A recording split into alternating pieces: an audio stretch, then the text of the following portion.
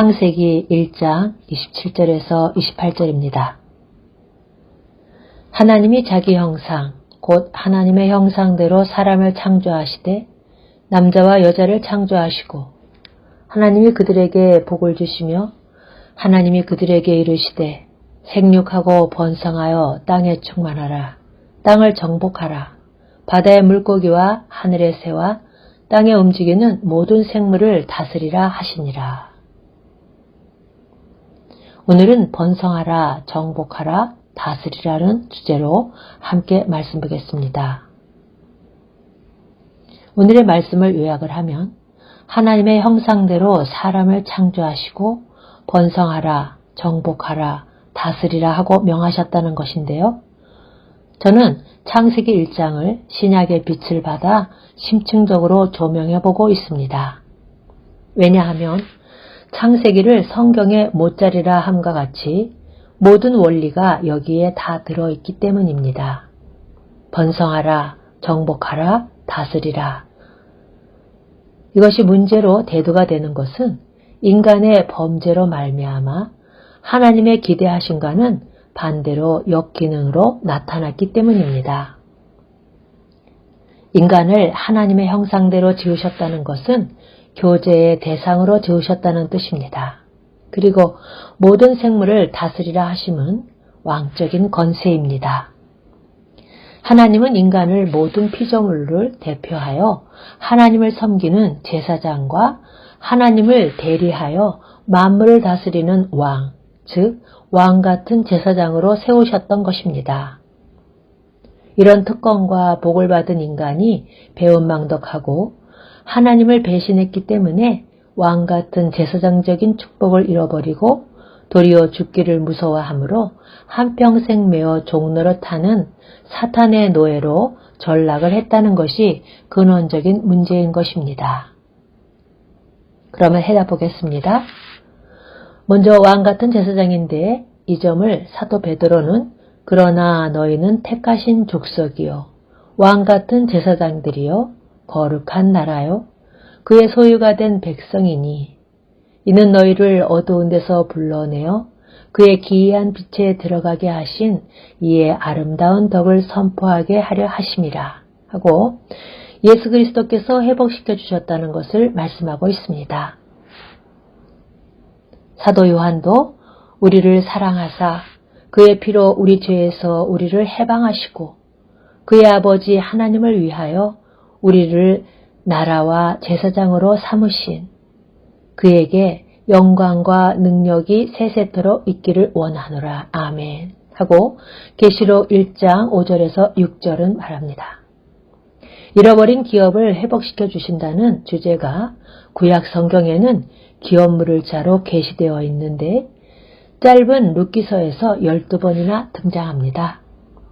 이 점을 룻기에서 자세하게 말씀드리기로 하겠습니다. 그리스도께서는 죄로 말미암아 잃어버린 기업을 회복시켜 주신 우리의 기업 물을 자가 되어주셨습니다. 다음은 생육하고 번성하여 땅에 충만하라 하심인데요. 생육하고 번성했으나 세상에 가득하도록 번성한 것은 죄악의 씨였던 것입니다. 이것이 문제입니다. 그러나 하나님께서는 이 계획을 포기하지 않으셨습니다.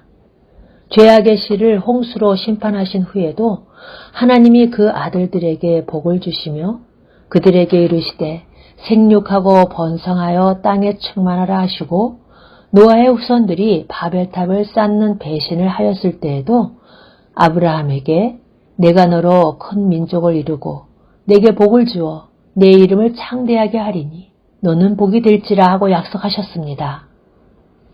이 약속과 계획을 내가 진실로 진실로 너희에게 이르노니 한 알의 밀이 땅에 떨어져 죽지 아니하면 한 알 그대로 있고 죽으면 많은 열매를 맺느니라 하고 성취시켰던 것입니다. 다니엘서의 신상 계시에서도요. 우상을 친 돌은 태산을 이루어 온 세계에 가득하였나이다 하고 말씀합니다. 다음은 땅을 정복하라 하신 말씀인데 무슨 뜻일까요? 이 점에서 하나님의 주관하심과 통치하심을 구분해서 말씀드리는 것이 이해에 도움이 될 것입니다. 통치는 인격체인 사람과 결부가 되는 개념입니다. 창조주 하나님은 천지의 대주재자이시나 통치 영역은 하나님이 동방의 동산을 창설하시고 그 지으신 사람을 거기 두시니라 한 에덴 동산이었던 것입니다. 하나님께서는 사람이 생육하고 번성하여 하나님의 통치 영역이 확장되어 나아가기를 원하셨던 것입니다.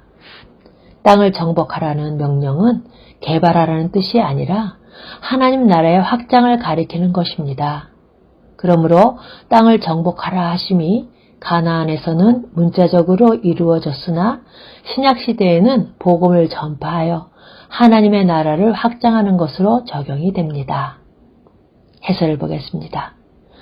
이런 맥락에서 성경 역사에 나타난 하나님의 통치 영역을 생각해 보는 것도 우리에게 큰 경계와 도전으로 작용을 합니다. 홍수 심판 당시에 하나님의 통치 영역은 방주 아니었습니다. 방주 밖은 하나님의 통치를 거부하는 자들을 심판하시는 하나님의 주관하시는 영역이었습니다. 출애굽 당시는요, 6월절 어린 양의 피가 뿌려진 대문안이 통치 영역입니다. 이스라엘 백성 중에 하나님의 표징을 어리석은 일로 여기고 대문에 피를 뿌리지 않았다든가 아침까지 한 사람도 자기 집 문 밖에 나가지 말라 하신 명을 무시하고 밖으로 나갔다면 그는 하나님의 통치 영역을 벗어난 자로 보호를 받지 못했을 것입니다. 여리고성이 멸망할 당시의 통치 영역은요, 창문에 붉은 줄을 맨 집안뿐이었습니다. 라합은 여호와로 내게 맹세하고 내게 증표를 내라 하고 하나님의 통치 영역으로 들어왔던 것입니다. 오늘날의 통치 영역은 우리 주 예수 그리스도 안뿐입니다. 여기서 벗어나면 위험합니다. 밖에는 구원이 없는 것입니다. 번성하라, 정복하라, 다스리라 하신 의미는 오늘의 그리스도인들에게도 유효한 명령이라는 점을 명심해야만 합니다. 번성하고 정복하여 하나님의 나라를 확장해 나아가야만 합니다. 또한 그리스도인들은 그리스도를 대리하여 가정을, 교회를 하나님의 뜻대로 다스려야 할 책임이 있습니다. 사람이 자기 집을 다스릴 줄 알지 못하면 어찌 하나님의 교회를 돌보리요 하고 디모데전서 3장 5절에서 말합니다. 이상에서 상고한 바와 같이 번성하라, 정복하라, 다스리라에 대하여 인간은 거역하고 반역하였으나 하나님께서는 구원 계획을 중단하시거나 포기하시지 않으시고 묵묵히 성취하여 오셨으며 또한 이루었도다 하고 완성하실 것입니다. 오직 해답은 예수 그리스도의 구속으로 말미암아 회복시켜 주시는 데 있습니다. 아멘.